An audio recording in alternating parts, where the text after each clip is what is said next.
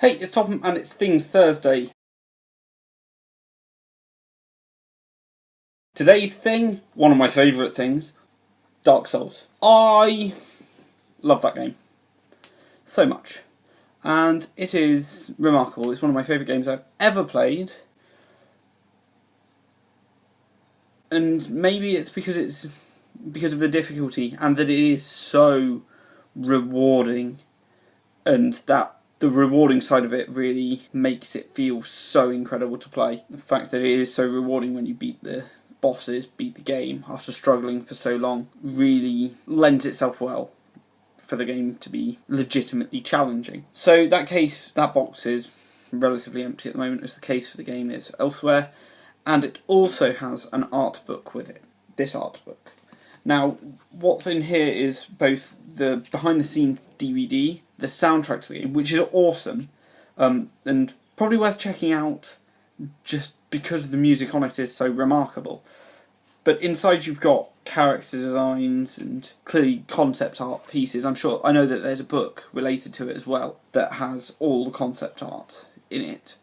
This is just clearly a piece of concept art for the Great Grey Wolf Seath. And there's enemies in here that don't appear in the game but do appear in the DLC, which were confusing when I saw them. I'm like, oh, I've never seen that character in the game.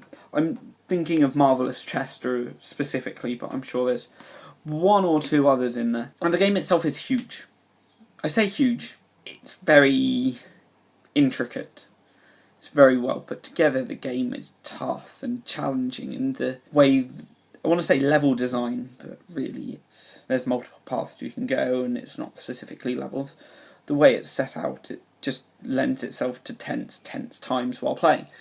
I don't think I've died playing any other game as much, but with a slogan of prepare to die, why would you expect anything less? I've been frustrated at the game, I've been angry at the game, but I've always carried on, pushed on. I believe it took me about a year to actually to get 1,000 gamer score in the game. I'm sure these are all points I've made before. And it's rewarding, and we know this. There's so many different ways to play. You can play as a melee character, as a sorcerer.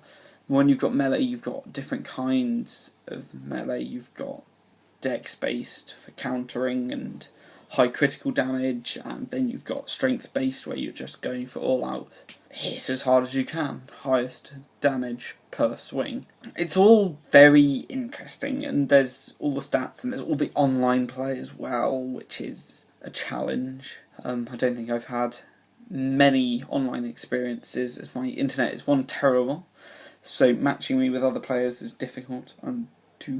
It's just been laggy if I ever have had that, which hopefully will be resolved with the new router I've got recently, beginning of the year. Anyway, Dark Souls is one of my favourite games, and I think I talk about it enough.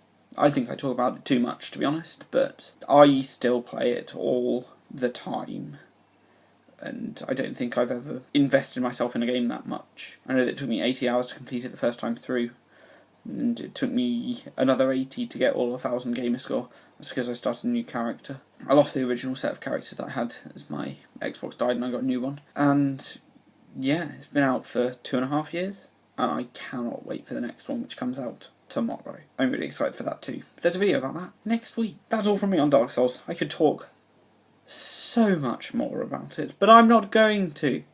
And that's all you're getting from me for now. Or I'll keep myself restrained. I'll keep myself in check with how much I go on about it. Thanks for watching. Peace.